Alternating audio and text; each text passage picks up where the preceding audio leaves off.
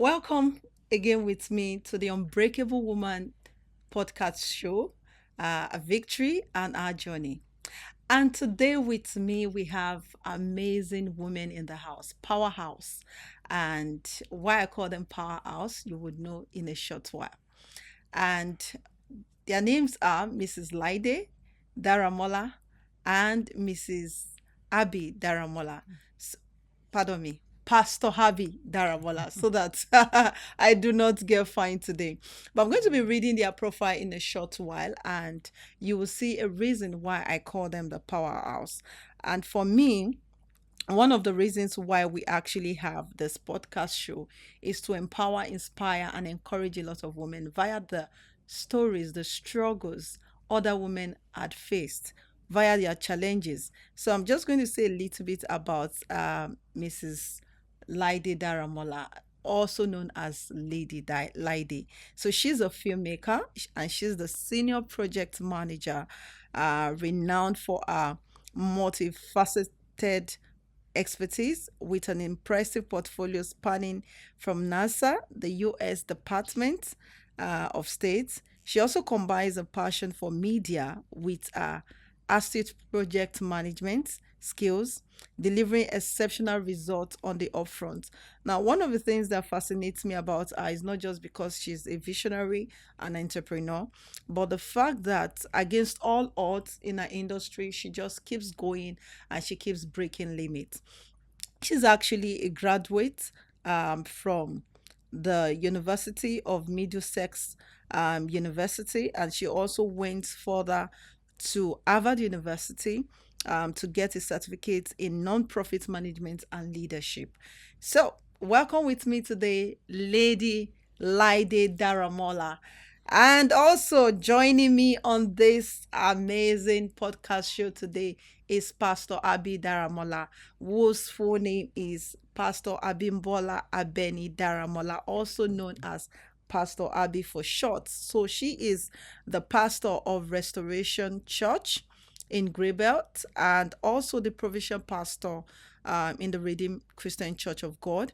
And one of the things she shares mostly with Lady Laide is the fact that they are both individuals who are phenomenal givers to the things of God. And they have done a lot of non-profit events. They are both partners. They are both best friends.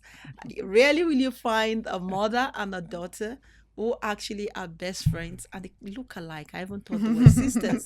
So with your emojis, with your claps in the comment box, please welcome with me Pastor Abby and Lady Laide with me in the house today. Thank you. Come on, Thank let's you. give some Thank claps. you. Thank So, you very much. when I met them, one of the things I said to myself when I saw the synergy between both of you, I just felt that you need to be on this podcast because you hardly see a mother and daughter relationship as they grow, the daughters grow older. Of course, every mother will say, my daughter is my best friend while they're growing up.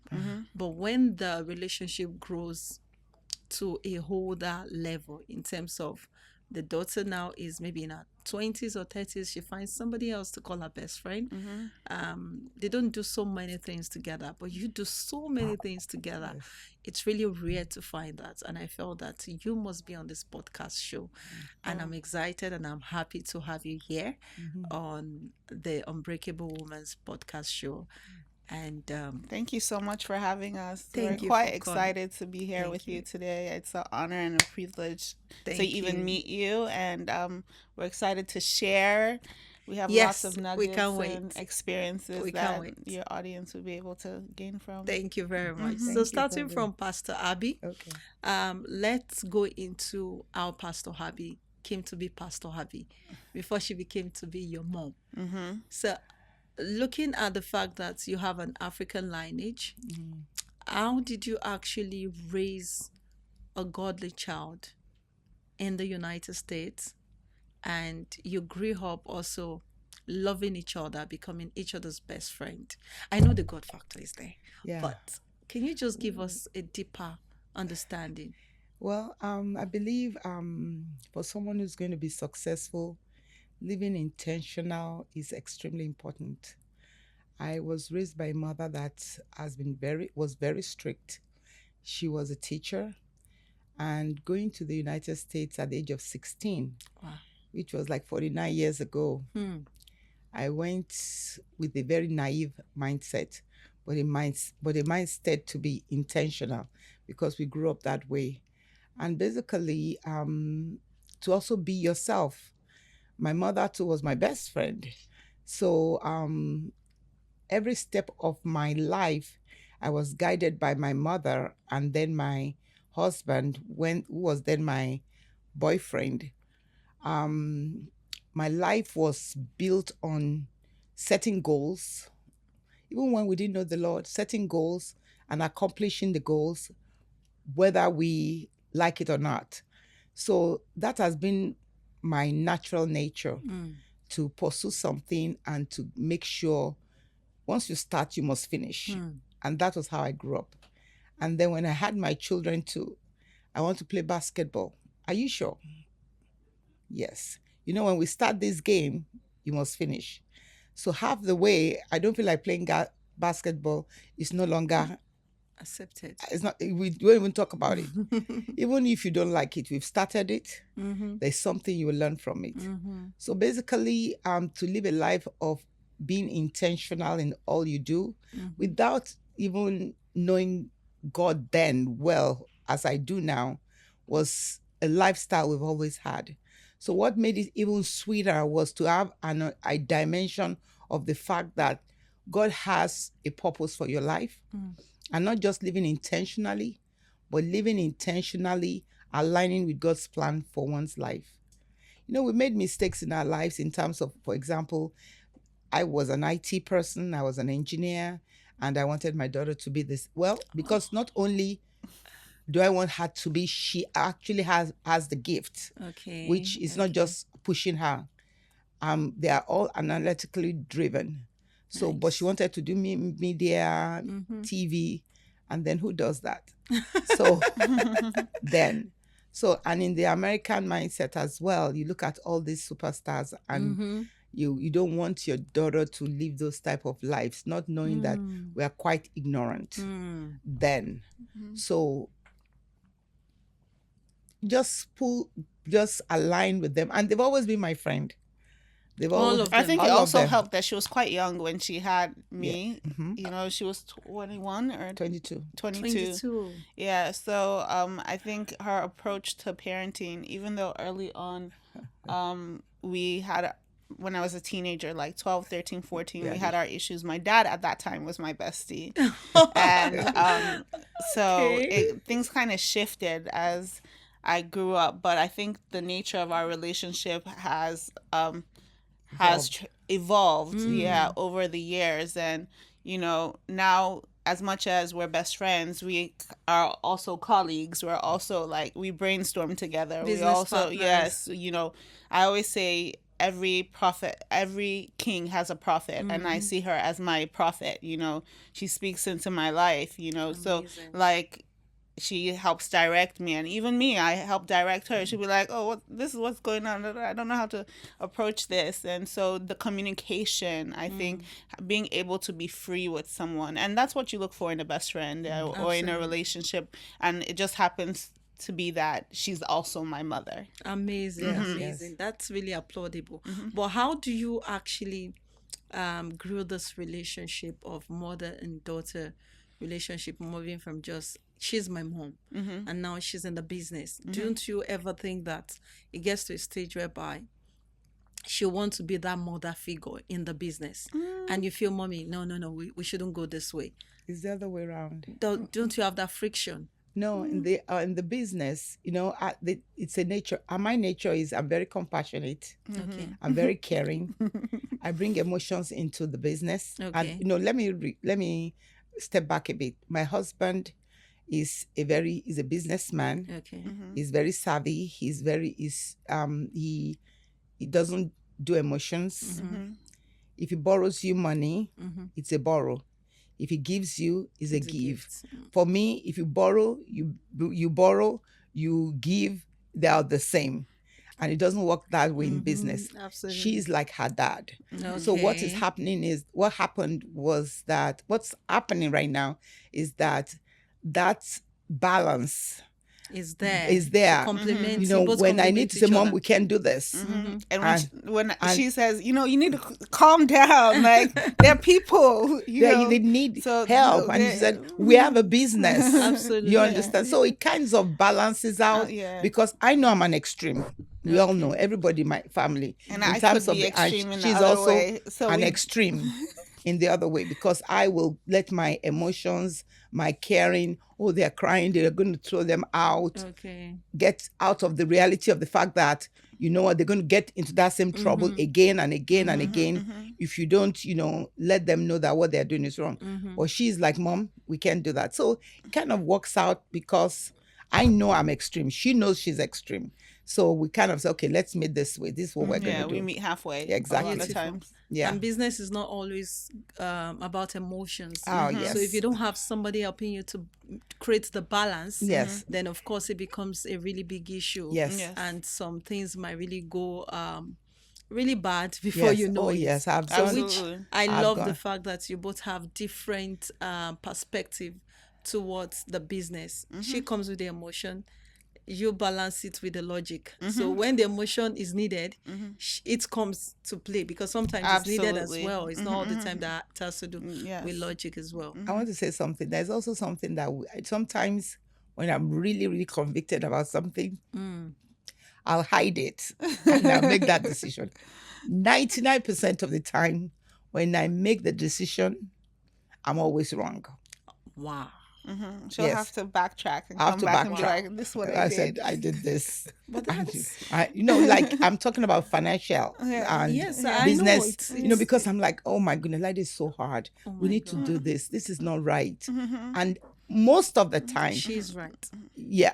And I yes, but I just believe that it opens up the transparency because now both on both sides, I say, I know you don't like it.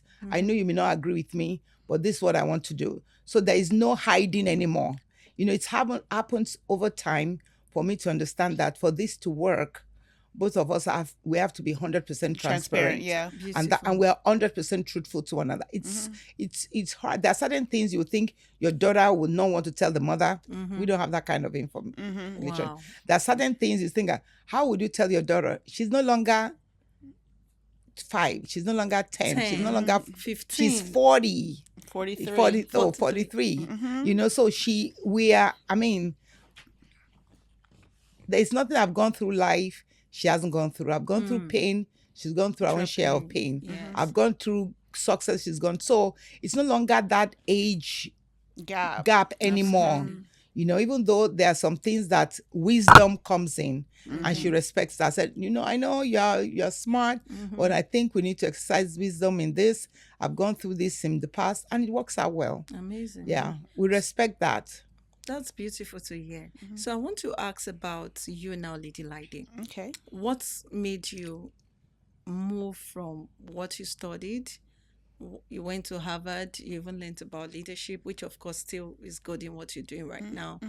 And only for you to find yourself in filmmaking. Okay. Because for me, looking at you, they don't have a demeanor anyway, but you don't look like a filmmaker.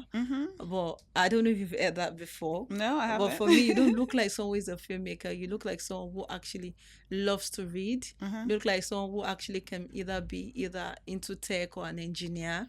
So now you're actually, so when she said you are quite analytic, I could see that on your face actually, that you look like someone in that particular sector. But now filmmaking. So why filmmaking? So my journey in filmmaking is actually so I was really blessed to grow up in a household where our education was really important, and my parents were quite intentional about the schools that we went to. So in my, I don't know what you call it here, but in middle school, Okay. before you go to high school, at the age of like 12, 13, I was part of a production team, morning news at my school. It was a video production that every morning would talk about the activities in school and everything. And I was quite chunky and I didn't like going outside for recess. So I'd find myself going to that library, to the media center every single day to prepare for the next day. And I just fell in love with production at that point. So quite early on, I knew I was made for production. Nice. But real life happened, and I had to make a decision to go to university. And my parents were quite firm on the fact that, you know, how many people in the entertainment industry actually break through and make it to Hollywood, you know, in terms of, you know, we're on the East Coast, you're aiming for West Coast life, you know. And they're African parents. They're remember? African parents. They want you to be a doctor, a lawyer. My mom wanted me to use my math skills and be an engineer like herself. And so I was willing to, I naturally, at that point, I was a pleaser type of child. I didn't want to Okay. disappoint them in any way. Amazing. And so I said, you know what, let's cut a deal. You know, I'll find a school that I can study both, get 2 degrees, Wow. computer science and film in 5 years. So that was it. I chose my university based on that. And so I started that journey. I started working at Fox 45 TV. This is at 18. So we finished high school at 18 in the US. And so that was my journey. And then I realized that America was getting a little dry and stale for me. So I wanted to explore, and I decided to move to the UK to study abroad for 6 months. When I studied abroad for 6 months, I was so amazed by the diversity of London. And I was like, I'm not going anywhere. So I was like, Mom, Dad, I want to stay here and finish my degree. They're like, no problem, but you better come back and finish in the same time. And there was no way I was going to be able to do that if I pursued film. So I just got my degree in computer science and kept it moving, started working in that field quite immediately as soon as I returned to the US. So how I transitioned, over the years, you know, I played with a lot of businesses that, you know, I was privileged to be, you know, learn from my parents or, you know, gain the skills from being around them. So at some point, I still got tired of the United States and transitioned and moved to Nigeria. I continued to work in the IT space in engineering. In Nigeria? In Nigeria. So I lived in Nigeria from 2007 to August 2016, right before I had my twins. And so not only working in IT, I had a thriving business. It was the most popular events, fruit design, fresh juice, salad business for weddings. I humbly say that there's no governor or presidency or anyone with influence that I did not serve with my fruit and baskets and juices and salads. And so I did that in my spare time, but obviously my business did better than my day job. And so eventually when I had the twins and, you know, I had a daughter who had sickle cell, I had to re-strategize my life and really focus down on what I wanted for myself and where I wanted to be and how I saw my future. And I knew that I had so many experiences along the way that I was made to share in some way. And this output, the way I could put it out there, was with writing and with telling stories. And so after COVID, I just sat down with myself. Actually, a friend of mine, she's actually a preacher as well. She saw me and she was like, you look like a shadow of yourself. What's going on? Blah, blah, blah. I said, you know, we just got through this, you know, bone marrow transplant and all of that. I'm tired, you know. I don't want to be at NASA anymore. I don't want to be doing project management anymore. She's like, what do you want to do? What do you want? I said, I just want to make movies. And she said, give yourself permission to do so. And so that's how I started the journey 3 years ago now. And 10 films later, you know. Wow, impressive. Here we are today. 10 films. Yes. I think I have I want to take you back before we talk about your films. You said something which was one of the challenges you went through, having twins and having one of your daughter having sickle cell, being diagnosed of that. So how did you, and it was really going to be really hard to deal with then. Mm-hmm. How did you actually manage this? How were you able to overcome the challenge? Mm-hmm. And what was the lesson you learned along the way? Wow. So, pretty much, I first of all, I had the twins early. I had them at 31 weeks, so that's 7 months, a bit Oh, over 7 months. So, straight away, I knew that there was stuff that was wrong. Like lungs weren't fully developed, heart had issues, and all of that. And I think it was the for second both day. of them, or just Yeah, both of them actually, because they came early. yes. But I remember the nurse came to my room and was like, "Oh, the doctor needs to talk to you." And I mean, I understand that language because my dad has had health challenges. I've had people in my life that had health challenges. So when they say the doctor wants to talk to you, oh crap, what is it, And they're like, "Oh, one of your babies, baby A, has sickle cell." And I was Oh like, my "Oh my God. goodness, okay, no problem." So straight up, American system, they're like, "You have nothing to be worried about. There's a support system." But she was having so many challenges anyway. They ended up helicoptering her to Children's National. So she left the birth hospital, and her twin remained there for a month, and she remained at Children's National, which is one of the best children's hospitals in the world. And so they were like, "No, we have a sickle cell clinic, we have a plan, da da da da."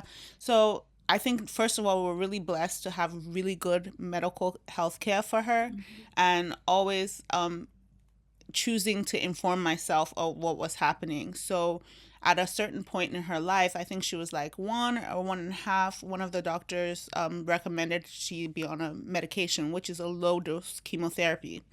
And so I was quite scared about it. I had seen so many things on Facebook, when you join all these groups that don't do this, don't take this, Absolutely. it's going to kill you, Absolutely. you won't be able to have children, you won't be able to do this or that. But luckily, God just gave me the wisdom to ask. And so I called a girlfriend of mine. She's a medical doctor in Boston, and acute care doctor. And I said, "Look, they want my daughter to take this medicine." And she was like, "You know what? You'll be doing her a great injustice if you don't give it to her." And so we started immediately, and that really helped her out. And I can imagine now that if we didn't use that medication, she probably would have had a stroke at 2. Wow. A stroke at 2? Yeah. Oh my So, God. So so that decision actually helped us, uh with her, not having crisis and all of that. So one of the routine yearly visits that we do is a brain scan for children with sickle cell, just to ensure that they're not having a stroke. And so we had our routine thing, and I think not even up to 2 hours later, I got a call, and the doctor wants to talk to you. I was like, "Oh crap," you know. And so she said, "Look, the velocity in your daughter's brain is super high, Oh no. and it's in a dangerous place, and we need to find something." And I said, "Okay, no problem. What do we do now?" She's like, "In 3 months, we'll do it again." And that 3 months was March. And so by the time we did it in March, it had even escalated. And at this point, she had been talking since very early on. So she was starting to slur her speech and all of that. And so we knew something Something was was wrong. definitely wrong. So immediately, they started, transfusing her every 3 weeks, every 2 weeks, all these type of things, just try to kill time. COVID came, Mm-hmm. and all the plan was to have a bone marrow transplant for her, because at this point it was an emergency. She needed it. We already knew that her sister was her perfect match at that point. Her So sister was a perfect yes, match. which is rare for Wow. black people, because Wow. the average black person or African person or Hispanic, non-white, um, wait 5 years or more on the bone marrow transplant list, because to find a yes. match is usually Wow. someone from your ethnicity, and naturally foreigners are afraid to give anything that has to do with blood or cells or anything like that. So black people usually wait for a So long, Longer long than time. the white. God designed a sister to be a savior at that particular point, Yeah. to So be the a Yeah. prophet It's solution to. was such. in the womb with her. Yeah. What you just said, sorry, I had to just, you said something that the solution was in the womb. Yeah. And this brings me to understand that God always gives us our solution. Yes, yes, But yes. sometimes we've not been able to open our eyes To see. to see it, to locate it. Absolutely. Please go ahead. Sorry, I had to Yeah. just So interject. I think at this point, God just used the medical teams at Children's National to really advocate for us that they couldn't wait to do her bone marrow transplant. Number one, because of COVID, generally when you have a bone marrow transplant, it's in an isolation wing because they kill all your cells with chemotherapy. You're at zero, and then they now give you new cells. So the fear was in a time where people were coming to the hospital and dying from COVID, how would you make sure that nurses and doctors were not coming in and Yes. into an isolation To- wing to infect a child A that child. has no Zero Oh my God. zero immune. immune And she's system. just 2 years old. She was three. Three. Oh, Yes. 3 years old at this point. Yeah. Wow. So, but we did it afraid. We had no choice, and so we moved into the hospital in November, right? I think the day after Thanksgiving is an American holiday, a big American holiday, and she went through everything. She had her central line put in, and on her fourth birthday, December 10th, both her and her sister had surgery, like a 4 to 6 hour surgery to take the bone marrow out of her hips because she was too little to do it peripherally. So they took the bone marrow out of her hips both to have enough because she too was little. And then she was in the one hospital room with her in recovery, and I was with the other child. And then they airlifted it to get tested in several labs to make sure that it was good. There's no COVID, there's no this. It was still a perfect match and all of that. They brought it back to the hospital and same day, put it in her body. So we celebrate two things on their birthday. Oh my God. We say it's Abigail's rebirth day. Oh, So she's 4 and 8. nice. Yeah. This is really, it's a touching story. And yes, you can smile about it now because God has given us the testimony. Yeah, yes. Well, it wasn't a funny experience At that all. time. So I'm going to ask your mom this question. I know she was a good support system, but how did Absolutely. you feel and how did you manage the situation, seeing your granddaughter going through all of this and your daughter as well? Because I'm sure you never had that experience. So how did you feel and how were you able to go through Well, it? being there for Lydie wasn't even an issue. It's not an option. And we knew she needed help. She is a single parent, and they have 2 children, and therefore, under normal circumstance, somebody has to stay with one and the other. One thing I can thank God for is that she also has a very great father.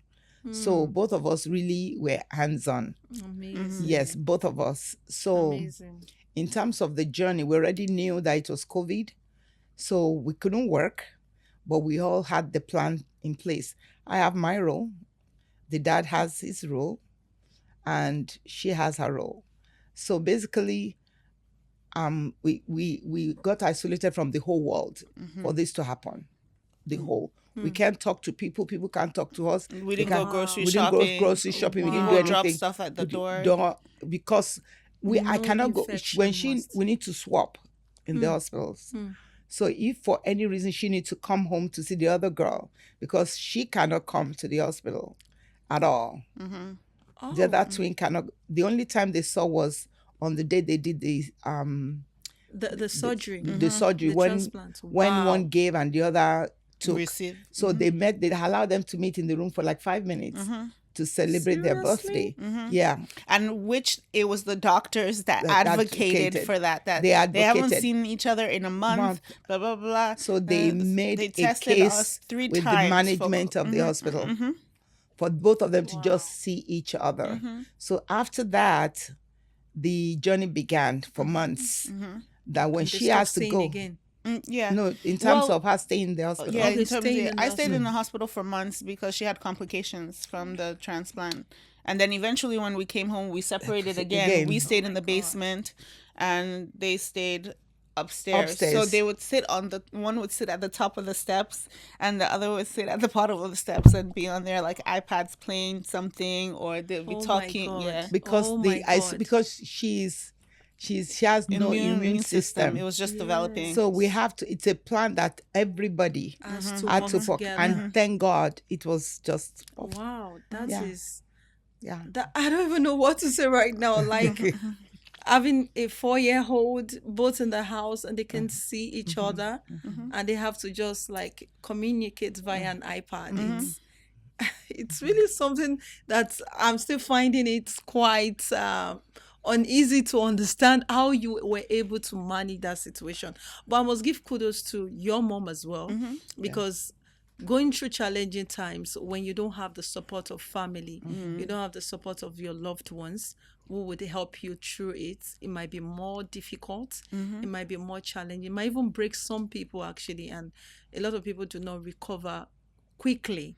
And that's why for me, when anyone is going through tough times, have the right circle of people in your life. Oh, absolutely. Let me tell you, if we were not there for the plan to work during COVID, maybe any other time, but the plan to work during COVID, I must be 100%. The dad must be 100%. We all had to be 100%. Even our church community. At the church, even the church. So Yes. So at a certain point, there was no blood or platelets in the United States. Yes. There was a shortage because people weren't coming to the hospital. People were dying in the hospitals. So people weren't donating.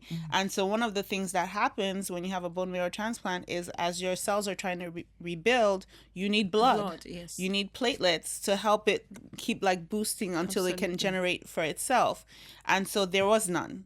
And so I remember one day they were like, oh, we're flying in some blood for Abby from the United Kingdom, from different states, all over the place. They're like, do you think you can get your community to donate for her? Because we're going to share it with other children. So this is mind-blowing. In the United States, at this time, there could be such a thing. So I went on Instagram, I called our church community, and particularly it was easier for men to donate because they don't need to do tests. For women who have had children or whatever, there's like antibodies in play and all of that. So it would take longer. The results take up to a week to come out. So I would just like literally plead for like men to come on a daily basis, 2 or 3, because one could come and it could not work for her. Absolutely. So we'd have 2-3 people on a roster from predominantly our church community come into the hospital, donate, just to make sure that she could survive till the next day.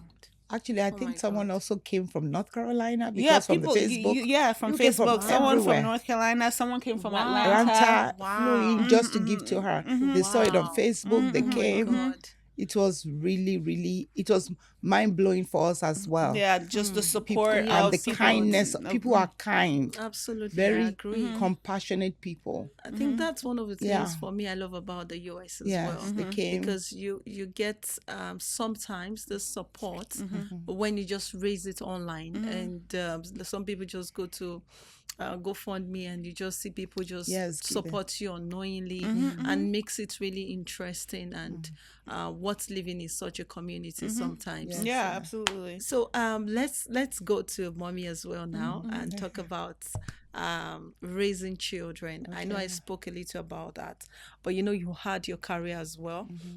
You had your business, you were raising 4 children. So what were the challenges for you raising 4 children, along having a career, along having a husband as well, who actually would also demand for your attention? So how were you able to manage all of those things? Well,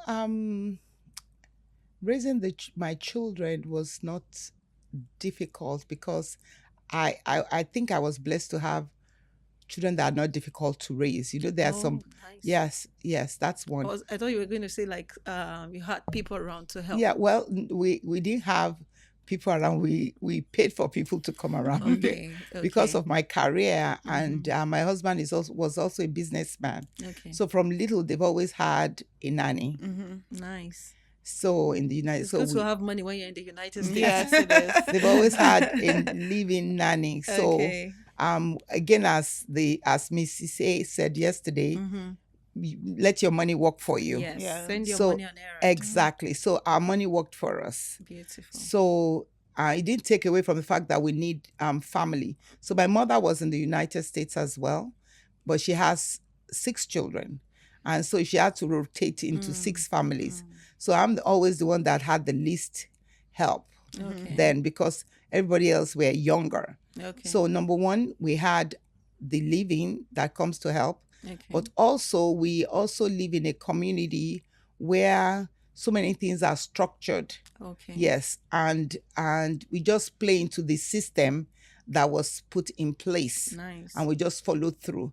But also, I'm also an addict for education. They know I'm still studying till today. I have exams coming on. So they were At raised. 65? Yes. Wow. Yes. Impressive. Well, it's just I was raised like that. So that also came to play, because going to school, studying, it's not negotiable. So they have been raised that way. Not that some of them did not rebel, or even her. I'm not going to, because you have masters, I don't have to have masters. Yeah. Because that's all of them. I didn't do my master's until I was 40. Meanwhile, I did my master's when I was 24. And you were living with an African parent. Yes. And my husband, we did his, we were like boom, boom, boom, boom, boom. We were always going. And our kids are like, no, we don't have to. Not all our friends are doing that. So we had that. But the bottom line is that we kind of set a path which they gladly followed. And that's what I can say is just God. It's just God. They weren't difficult children at all. So let's give kudos to God and to your beautiful parents as well. Yes. But it's something that an African parent always want to do, to always sometimes have their children live the life they feel is the best for them. But one of the things I felt you did also was that you were able to manage it as an African parent living in the United States, not just to have your way, but yes, you put them in the right part of school, but you still allowed their own opinion to count. Yes. But exactly. in today's setting, you hardly have such from older generation, except for the young generation, younger ones coming up now, are able to understand some of these things, and of course, allow their children make the decision. But as at the time you were growing up, did you feel that they were too bossy and too rigid? And I didn't really feel like they were too rigid. I felt like, our childhood was different. So my dad was a developer. He built a lot of things, a lot of shopping centers and things like that. And so what typical children did and enjoyed, we kind of like were immersed into his businesses quite early. And so like our day-to-day outside of school either revolved around the business or church. Okay. So we didn't really have any other scope outside of that. Oh, yes, we did activities, basketball, ballet, dance, all those type of things. But really, our whole lives, revolved around his work. Amazing. So we didn't really have that. I don't think we even imagined anything else until it was time to leave. Okay. And so I think that's what spurred the desire for me to be like, okay, let me go to the UK. Let me go to Nigeria. Nice. It was my way to pull away from that bubble that had been formed for me, that was safe. And I didn't really I was rebelling against that safety in that way. It wasn't really a rebel move, but it was, Nice. Yeah. But why did you now leave Nigeria, come into Nigeria, and you have to? Oh, I left because, I was having the twins, and I didn't know that I was going to have them prematurely. Okay. So my thought was I was going to have the twins. 6 weeks later, I would return to Nigeria, but I didn't until years later. God you even left, actually. You left when you did, because you came to have the twins, and you wouldn't have discovered and be able to save them much earlier if you had not left to have them. So I think for me, it's still a blessing. It was definitely God's plan. Yes, oh yeah, it's a blessing in disguise. So I would be asking our pastor, Harvey, now, how did ministry come, and how have you been able to manage the women and the church? Because managing women is not something small. Well, being a pastor was not something, it's not one of the intentionals, let me put it that way. I try to kind of plan things that I want to do, but basically, being in the ministry was not the plan. My plan in the ministry, what I've always done is I'm a compassionate person. There's an organization that needs help. There is a women's group that needs, I gravitate towards things that has to do with caring for the needy. There's a situation, is a natural space I find myself while I was working in the IT field. Is it Freddie Mac? All these different organizations. Look, anytime they have a non-profit, I just find myself, always gravitating towards those things. So when eventually I joined the Redeemed Christian Church of God, they have a compassionate arm, and I saw that there was a need. And naturally, I'm not in the preaching side. Everybody's going to preach and everything. I just want to go to get my hands dirty, help those who are in school and all that. So basically, that's all I wanted to do. But I didn't know that God was kind of setting me up for something bigger than that. So, and I'm not into titles. I am not looking for a position. God has been so good to me. Wow. So I'm not in the space where there is competition. I just want to do what I can do. But I didn't know what God was doing. So it's always like, oh, you know what? We need help with this. Can you help? I move into it. Can you do this? I need, you know what? Can you lead Bible study? I know that. I said, oh, okay, why not? I just really, you understand what I mean? So gradually, and then it got to a place where they said they're going to ordain you. I said, no. I don't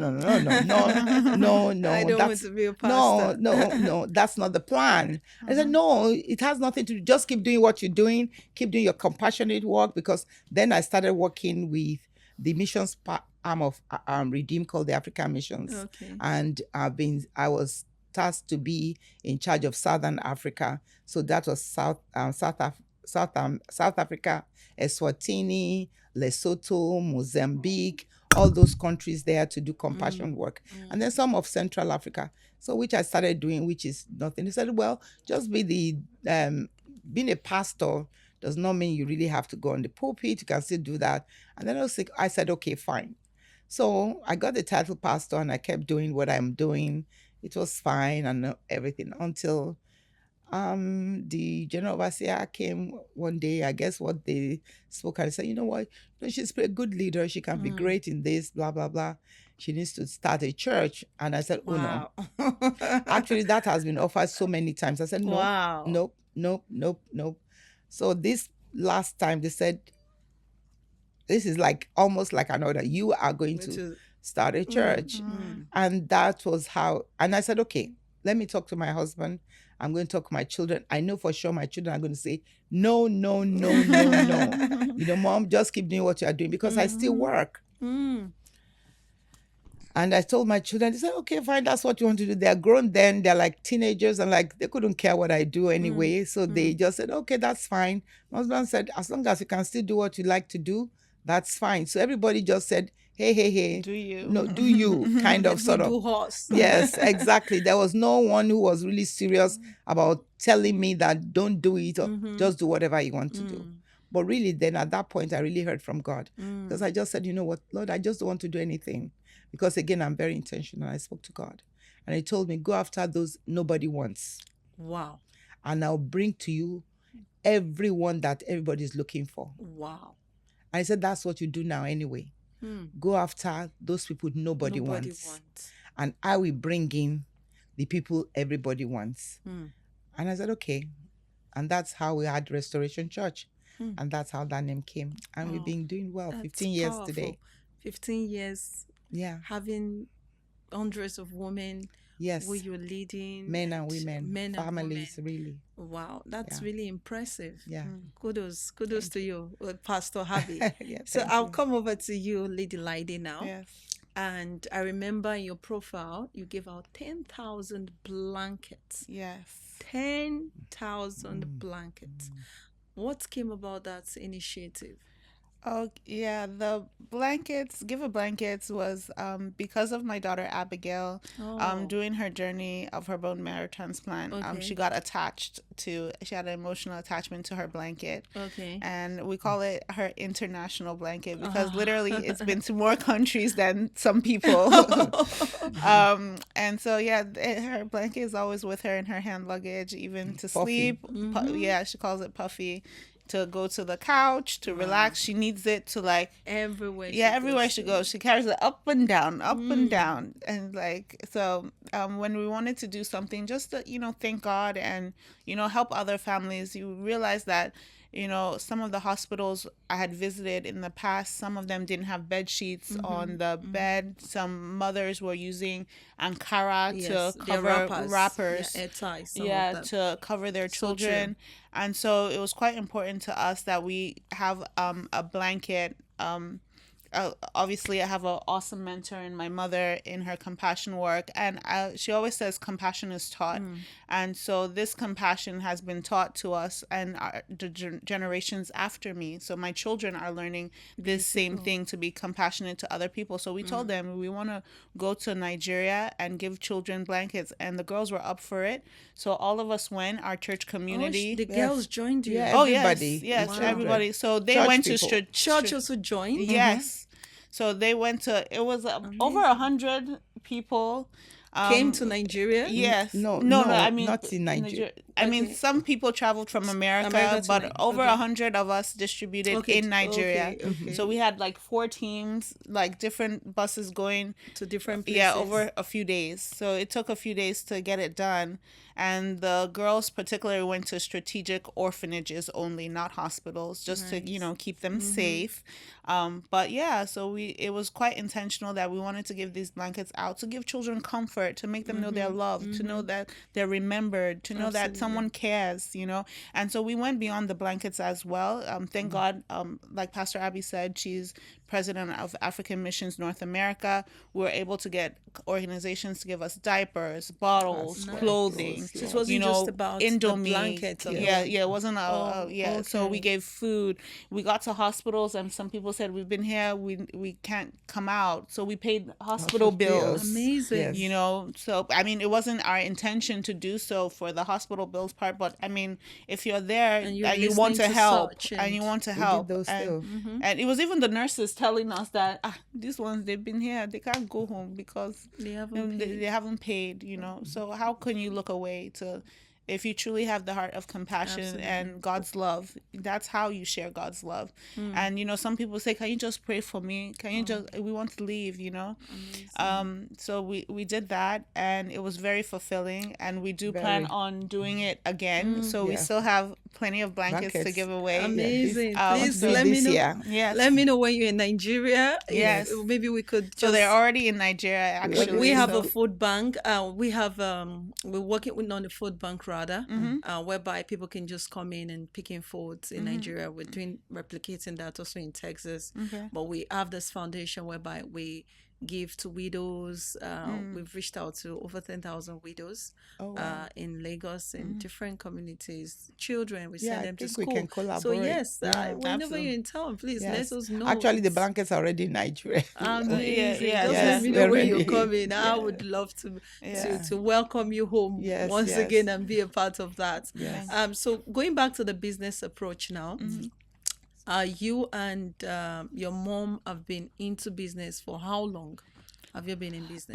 So I feel like it's been like forever Abba, to all our be lives, honest, like yeah. all my life. So When did you start the business? So like I said, my dad was a developer, and anytime he built something, he always built something for his wife. Okay, So to sell like, or no, what? no, No, no. no. Like if he had a shopping center, he'd be like, "Oh, I've put a restaurant there. Go have that." Or a dollar store. I remember she had a dollar store once upon.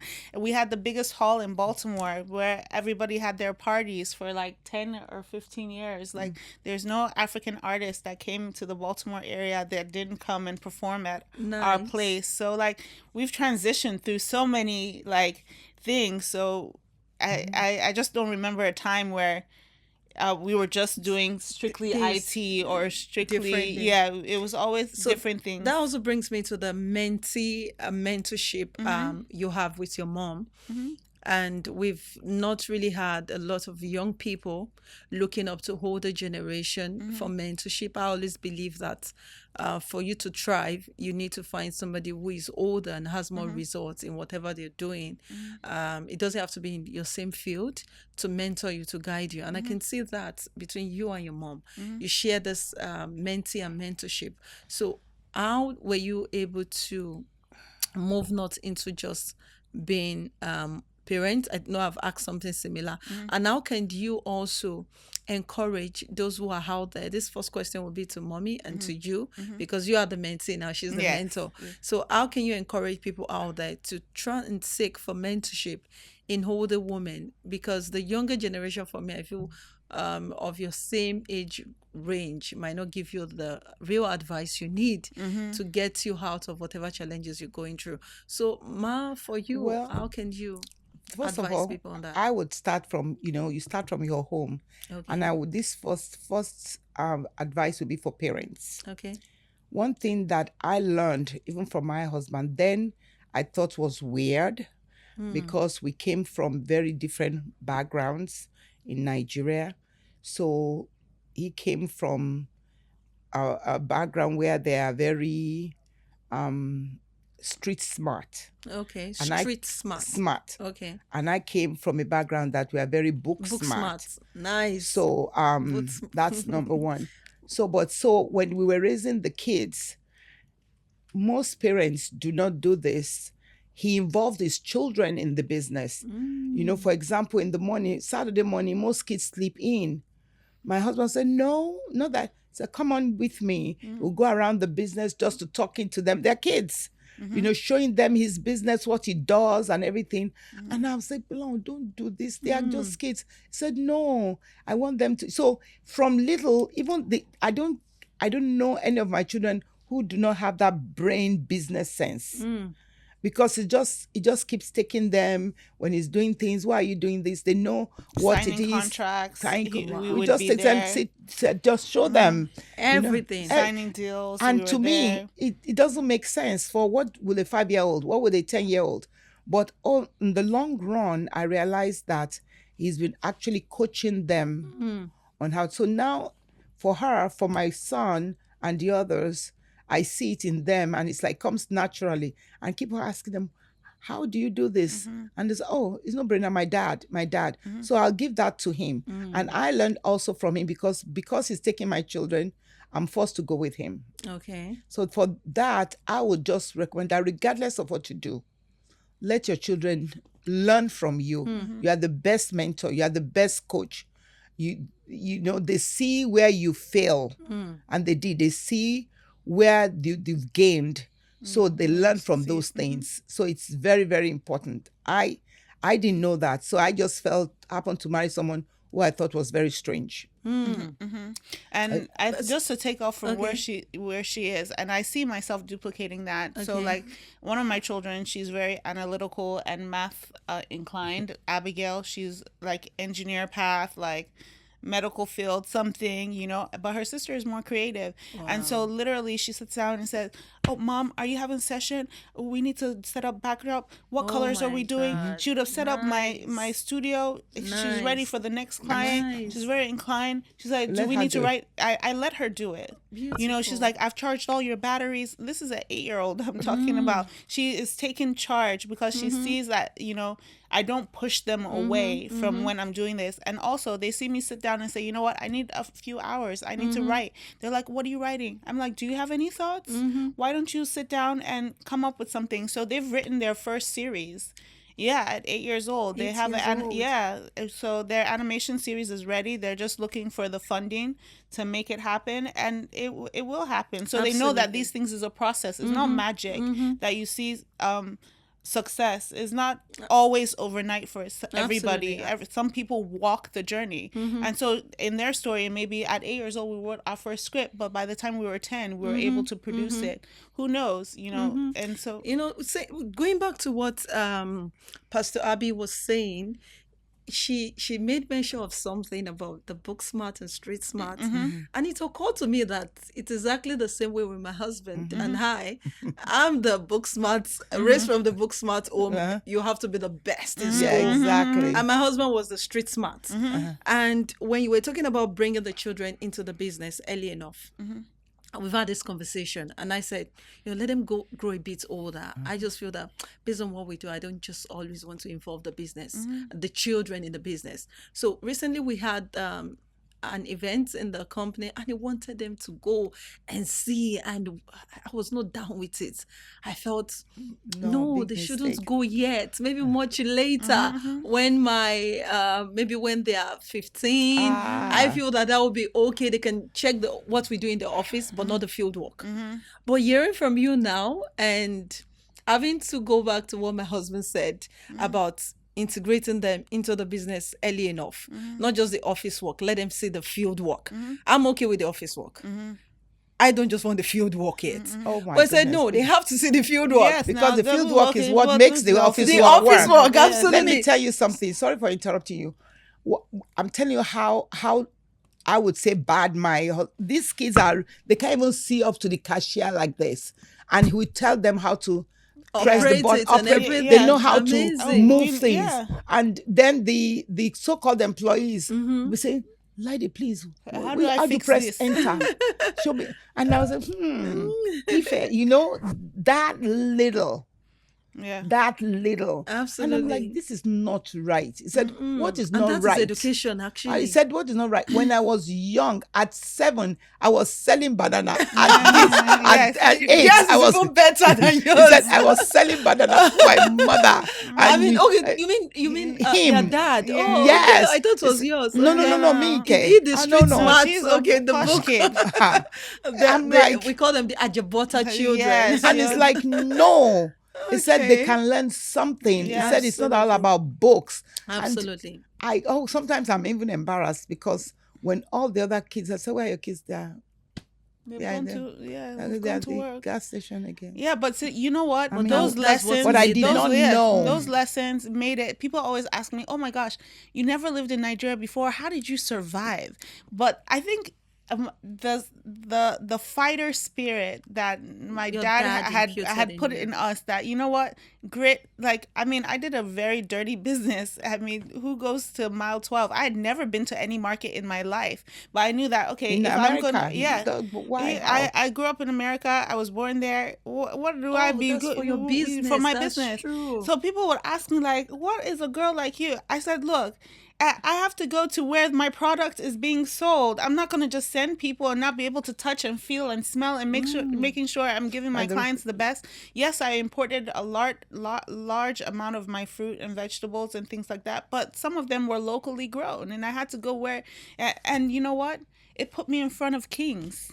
Amazing. But I had no fear because from Amazing. the onset of my childhood, I was made known that it takes the grit and the hard work to get the result that you want. Beautiful. And so I wasn't afraid of that. And Beautiful. and that's how I was able to get through living in Wow, Nigeria. wow. That's really amazing. So now I am going to do more field work with my kids right now. So let me Not answer just the office question work. about other people. One Okay. thing I've learned, for example, again, as I said, I'm 65, Mm-hmm. and I'm proud to say I'm 65. For someone, one of the things that make you, great is to be able to be somebody who's teachable. Yes. Humility is a lot, you see. Yes. I can learn from anyone, Mm-hmm. and that's why I came to Mrs. A's program. Yes. I have people. By the way, for those watching, Mrs. A is Mrs. Ibokun Awoshika. Adoshika, yes. And I've heard even some of my friends, what are you looking for? Why you keep studying? When they say I don't have time, I have to. What are you looking for? Anyway, what I'm trying to take out of this is this. It's very important for you to aspire bigger than yourself. Absolutely. If the vision is reachable, it's not big enough. Mm-hmm. And I know that I have a very big vision where I'm going, even at this age. And I know that there are certain buttons I'm yet to press.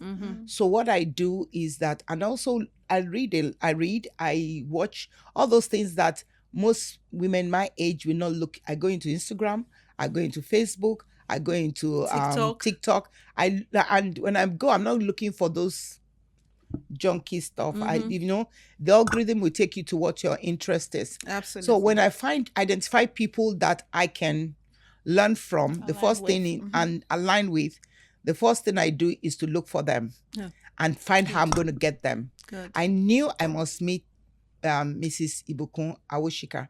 And anytime she comes to the United States, ask my daughter. Yeah, you end up being in programs side by side. Yes, I said, you know what? I'm going to go to that program. She's there. And until I touch and feel her. Amazing. So you go after, if there's someone that has what you're looking for, not what you have, what you're looking for. It's not a matter about age. Yes. If Mrs. Ibukun Awoshika is 25 years old, I would have gone after her. Amazing. Yeah. Amazing. Because I know what she has is what I'm looking for. And I'm not there just to grab from her. I just want to glean. You understand? So whatever it takes. So, and no one can really be what you want to be. You can't walk in an island. There's always someone who has something you're looking for. And I know I have something that can be gained as well. But it's important for you to find someone who aligns with your vision. Absolutely. And be able to sit under them, to be taught, to be mentored, to be coached. Absolutely. You know, and sometimes it comes with some discomfort. Yes. Sometimes you will have to spend your money. Yes. We spend our money to come here. Absolutely. But a lot of people want things that are free. And as long as you're looking for free things, you are not going to go far. Absolutely. I hope everyone listening out there, you're picking out these points, and these are very crucial points you don't need to joke with. If you actually want to go far in life, ensure that you don't go for free things. And Pastor Abby is not just here. She actually also came with her daughter to learn here in Dubai, and that's why we're having this podcast, and I was able to meet her. If she hadn't, you're the first person we met actually from the conference. Oh, like we grabbed our coffee and we amazing. I feel that was divine actually. I was just saying this morning. I said, "Mom, how are you doing a podcast this morning?" Like, wow, I'm glad to hear that. Yeah. Thank you. Divine connection. So I want to, because I know that we don't have much time left, but I'm actually enjoying the conversation, and I just wish we could just keep going and keep going. But for me, I'm going to ask about the filmmaking. You should just tell us a little bit about that, because I know you have a movie that you're going to premiere in Nigeria soon. Is a series. So could you just tell us more about that, and what was the reason behind the script? Okay, so I have a pretty ambitious film coming out. Is my most ambitious so far. It's called Asoebi Diaries, and it goes into the culture of Asoebi, the style, the fashion, the family, the connectivity, why we do it, how we get it, what it means, how we segregate at parties with it, just the different aspects, how people make money from it, the negatives, the positives, and we delve into it with the A-list cast. We have Shafi Bello, nice. Nancy Asime, Kunle Remy, Kiki, Chizzy, Daniel Etienne. So think of them, they're probably in this film. Beautiful. Yes, and it premieres in cinemas in Nigeria and in Ghana on April 18th. Yes. And our premiere is coming up a few days before that. So I'm quite excited about this film. I want everyone to go out and watch it. It's a feel-good movie, which is really important to me. So all my films thus far have a message.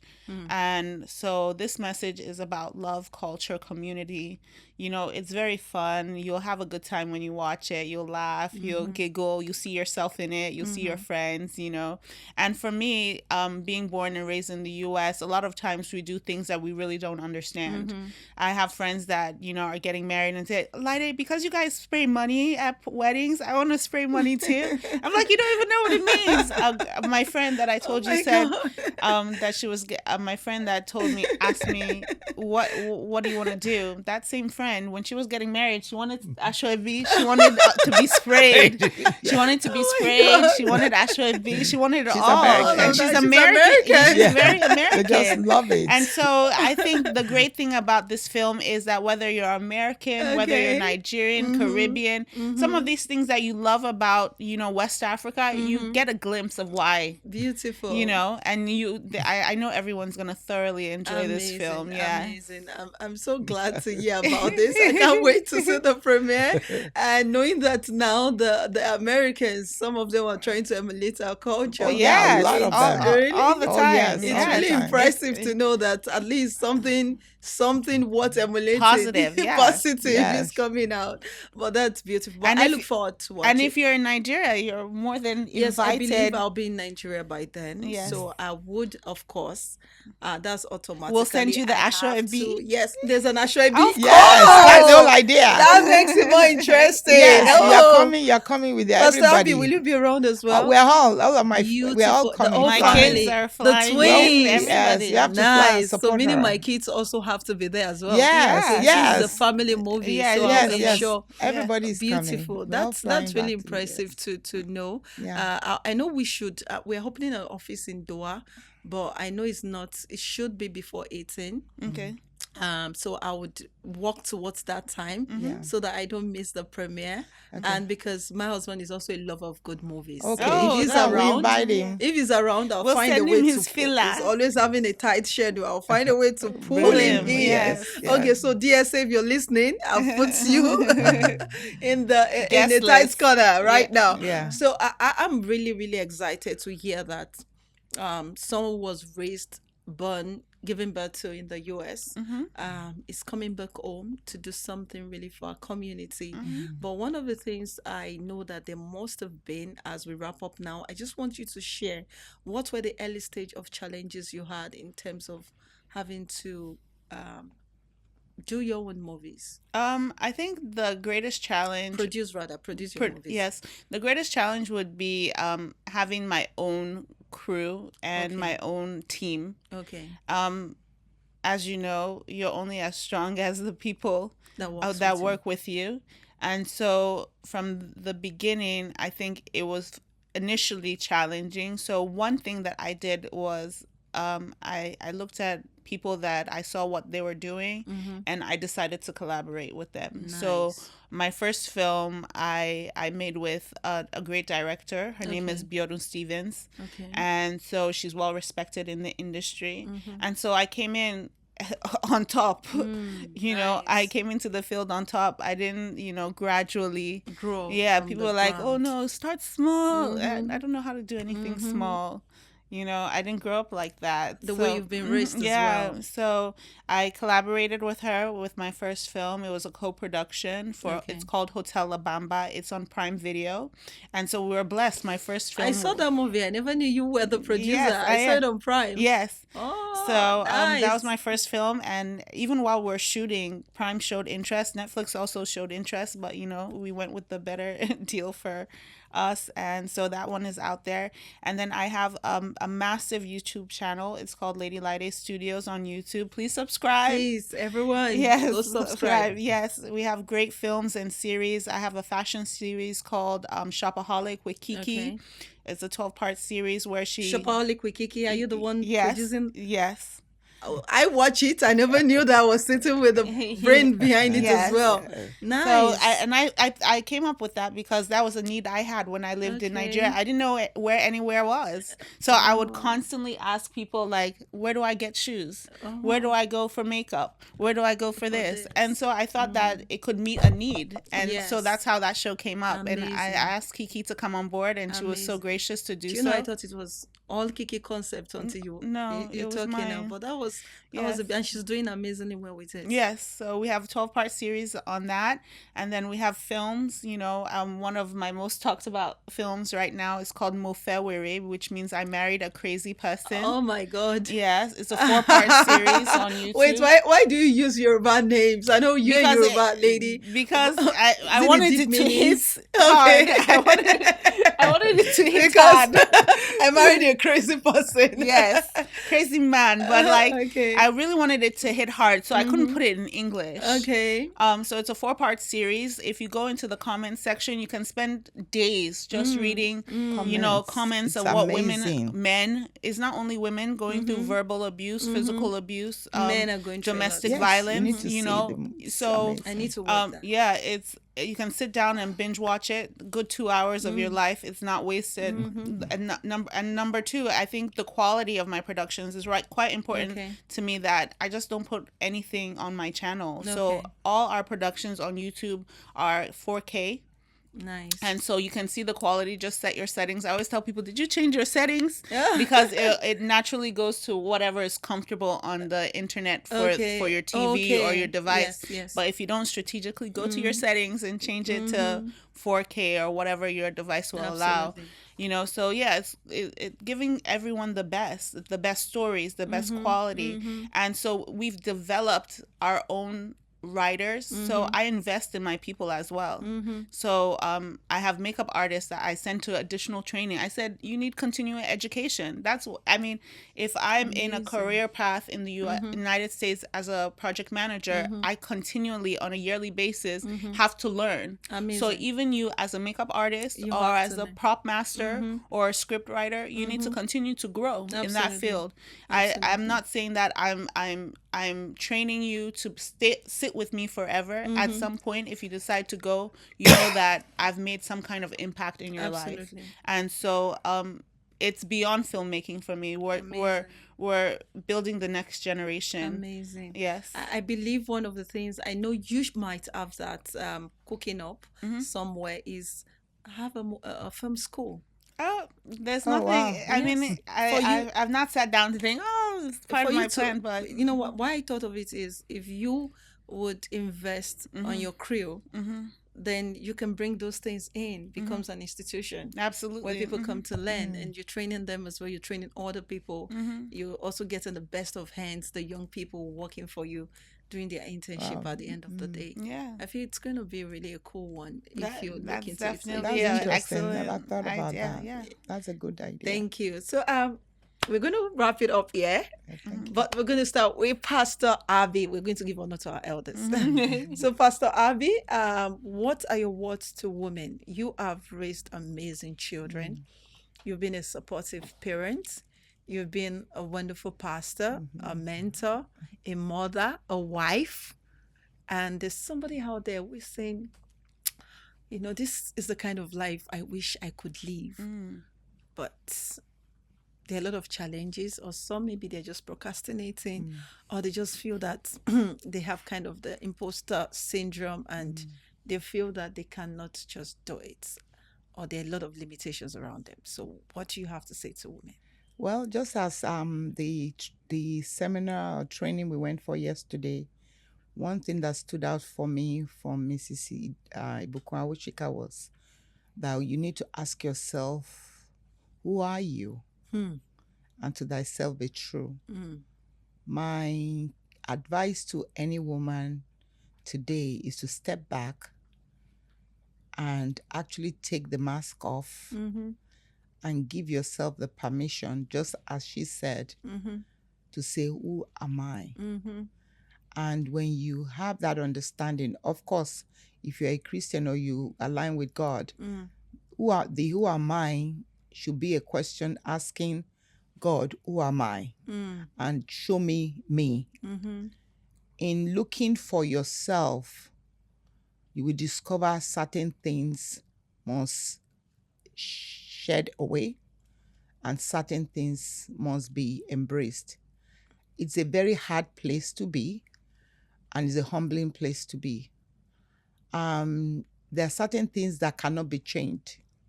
Maybe in the course of discovering you realize that maybe this marriage shouldn't have been. And that's just the truth. But the marriage is there. But I know that God says everything will work together for your good. When that comes to play, God knows how to help you navigate the fact that you want to be your best portion of yourself to align with that marriage. It may not be the best option, but it's an option that will work. So what I'm trying to say in this is that Everyone must get to the place to be able to identify who you are and be ready to walk the journey. And that is the price. Some relationships must end. Some So numbers must be deleted from your phone. So true. And you must be able to swallow your pride So true. to go and say, I'm sorry to certain Absolutely. things. Say yes to some things you've said no. And finally, I always tell my children, which was what we kept hearing yesterday, and I looked at my daughter. I don't care how old you are, from 2-year-olds, we tell our children, you set values. There are some value systems that we have set for our children, not knowing that's what we're doing, but that is just how we live. And those values gives boundaries. Absolutely. You know, so having values, core values of who you are, defines who you are. Absolutely. You know, and in defining those values, before you become successful, make sure you know your negotiables and your non-negotiable. I will never, and we heard it again and again yesterday, when you have your non-negotiables, regardless of what happens, you know that I can't cross these boundaries. Absolutely. Yes, I want to make money, but I will not get to this point. Never. I want to be the best, but I will not get to, there is no way. Absolutely. I'd rather stay where I am. I believe strongly that we're in a culture where everything goes. Not culture, we're in a season where you can't do you. You have to do God. So if you is not a value system that is pure, that is not godly, is going to end in destruction. Absolutely. So finally, what am I trying to say is that one has to be ready to face life, you know, working, aligning with who God has made you to be. Absolutely. Creating those value system, embracing those things that needs to be embraced, and shedding without apology. You So don't true. owe anybody an apology. So true. Separating from those decisions, those relationships, those actions, So and true. keep moving. And dare to take that step. The Red Sea did not part until they took the first step. Jordan Absolutely. did not part until they took the step. We pray a lot as Africans, and I Yes. love to pray, but we don't act our prayer. So We true. don't act our prayer. So true. So we, true. we don't act our We prayer. pray more than act. Yes, Lord, I want a miracle. I want a miracle. But have you been knocking on the door? Have you been knocking? For something to break, there must be a knocking. Absolutely. Preaching, Pastor. We need to collect offering very soon. Our pastor is preaching here in the house. Thank you so much, Ma. So finally, to Lady Laide, what would be your advice to the generation out there of women who also are seeking, or they want to do something really big? And what is that quotable quote of yours? Because I know you have a quotable quote that you want to share with them as well. Yeah, so you got to do it big and make it count. It big and make it I count. think from my journey and from my story, it's never too late to start again. You know, I'm in a season of re-evolving, you know, knowing myself in a new space, you know, meeting new people, Absolutely. joining new circles, being a fresh face in the industry. And I'm doing it afraid. And I've been saying it for the last few weeks that Ashwebi Diaries is bigger than me, bigger than what I imagined. Thinking of all the activities that, you know, this weekend I'm traveling to Nigeria for the next 8 weeks. I'm sacrificing 8 weeks of my life to be away from my children From because, twins. yes, even though, yes, they will join me for a week during their spring break and all of that, but it's still a sacrifice. Absolutely. You know, be ready to sacrifice for what you want. To have some trade-offs. Have a big vision for yourself. And the great thing about having a relationship with God is that our plan for ourselves, He has even bigger plans Absolutely. than what we can imagine. Absolutely. So I'm like, if I'm so not afraid, but I'm You do it so afraid. Yeah. If I'm so like, wow, this is bigger than me, I can imagine what God's plans for the future are for me. So be. do it big and make it count. That's the dispensation in which we're in right now. Beautiful. I hope you heard that. That's a quotable quote. If you don't know, do it big and make it count. And I want to say a very big thank you to Pastor Abby and Lady Lady for being our guest today on the Unbreakable Woman show, Thank our you. struggles and our victories. And for you that is watching out there, you already heard their social media handles. I would let them repeat it once again. Mine is Lady Lide. Lady Lady and Abby Daramola. Pastor Pastor Abby. Habi. Pastor Abby Daramola. Pastor Habi Daramola. So please go out there, show them some love, like what they do, follow them, share what they do as well, and of course, take action, which is also key. Enough of talking about it, enough of wanting to be like other people. You are the best version of you, but you can make the version of you which you have much better than what it is at the moment. Yes. So thank you for watching. Until we see you again next time. Bye for now. Bye everyone.